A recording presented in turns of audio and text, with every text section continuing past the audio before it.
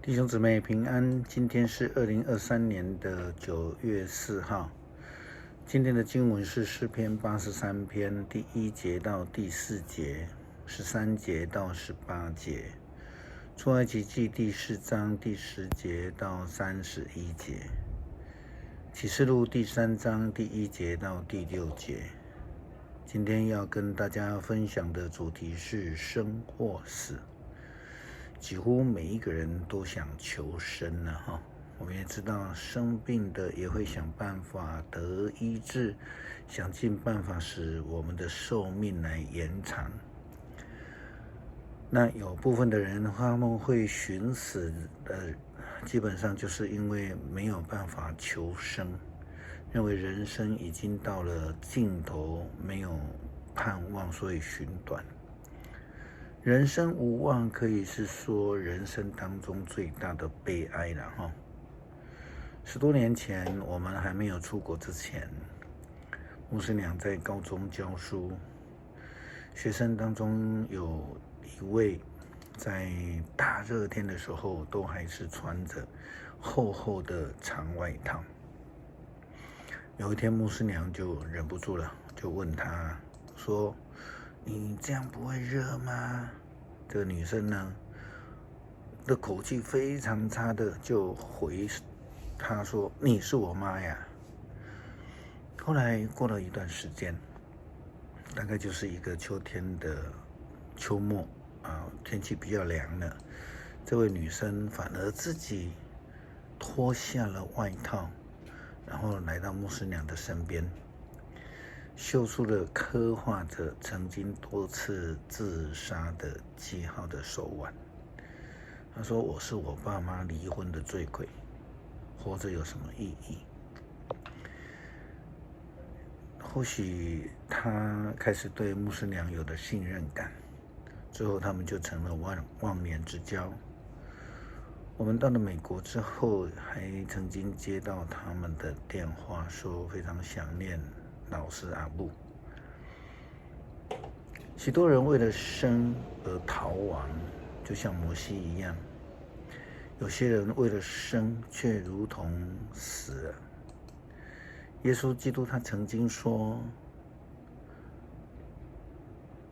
因为那想救自己生命的人，反要丧失生命；那为着我丧失生命的，反要得着生命，是在马太福音16章25节。这是从基督信仰角度来论生命观。对于摩西而言，曾经生他养他的埃及，对他而言是一个死亡之地或是困境。虽然如此，在上帝呼召他之后，他不但是要去面对自己的困境，更要回到他所逃亡出来之地，去让以色列人得到重生。上帝的旨意非常的清楚，圣经说，但是摩西说，上主啊，请不要猜我一向没有口才，你和我讲话以后也没改变，我就是这么一个笨口笨舌的人。上主对他说，谁给人口才？谁使人耳聋口哑？谁使人看见？谁使人瞎眼？是我上主。你就去吧，我会帮你讲话，我会告诉你该讲什么。但是摩西回答，不，主啊，请差别人去。因此上帝对摩西动怒说，你不是有一个哥哥利未人亚伦吗？我知道他很有口才，他正出来迎接你，他一定很高兴看见你。你告诉他该说什么，我会赐你和他口才，我会教导你该做些什么。他要做你的代言人，替你向民众说话，而你就像上帝一般，指示他说什么。你带着这根杖，因为你将用它来行神迹。摩西的岳父告诉摩西说，你可以平安的回去，因为上帝说，那要杀你的法老王已经死了。摩西就请求他的岳父说，让我回去埃及看我的亲人是否还活着。圣经的记载。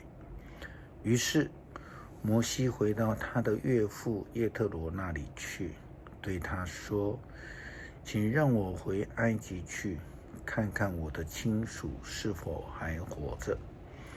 叶特罗同意了，就跟他道别。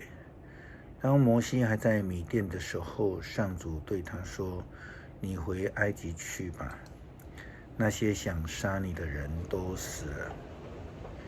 上帝交代摩西告诉埃及的法老王，那时候你要告诉埃及人，上主这样说，以色列是我的长子，我要你让我的儿子去敬拜我，你拒绝了，所以我要杀你的长子。上帝启示摩西的话，也启示约翰，要告诉撒狄教会说，你要写信给撒狄教会的天使说，那位有上帝的7个灵和7个心这样说，我知道你所做的，我知道有人以为你是活的，实际上你是死的，所以你要醒过来，兼顾你所剩下的一点点生机，因为我看出你所做的在上帝的眼中还不完全，所以你要记住你所听的，你所接受的教训，要切实遵守，要悔改。若不警醒，我就要像小偷一样突然的来到，而你绝不会知道我要来的那个时刻。基督徒应该要警醒，才能够脱离死亡，进入永生。因为很多时候我们以为自己已经很好了，我们以为自己是活着的，但是事实上并不是真的如此，是失去了生命的。当基督徒追求上帝属灵圣洁的生活的时候，就必能够得到上帝永生的生命，得以存活。约翰在启示录当中这样说，但是在撒狄，你们还有些人把衣服保持得很干净，这些人配得穿上白袍，跟我同行。那得胜的人也要同样穿上白袍，我绝不会从生命册上把他的名字除掉。在我父亲和他的天使面前，我要公开承认他是属于我的。圣灵向各教会所说的话，有耳朵的都听吧。跟主同行就能够得到永生，这是约翰的神学，也就如同他在约翰福音3章16节跟17节所说的，凡接受的人就不至灭亡，反得永生。诗篇83篇第1节到第4节，13节到18节。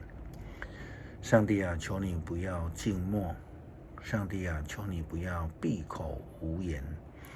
看吧，你的仇敌在反叛，恨你的人在造反，他们阴谋敌对你的子民，他们要陷害你所保护的人。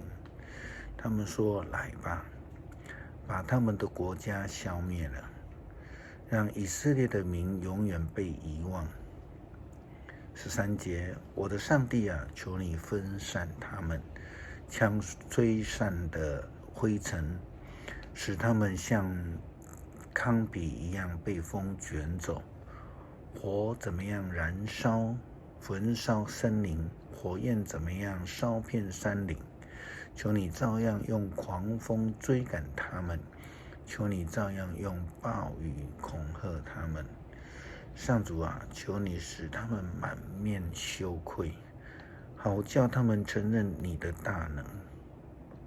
愿他们永远失败惊惶，愿他们在耻辱中死亡。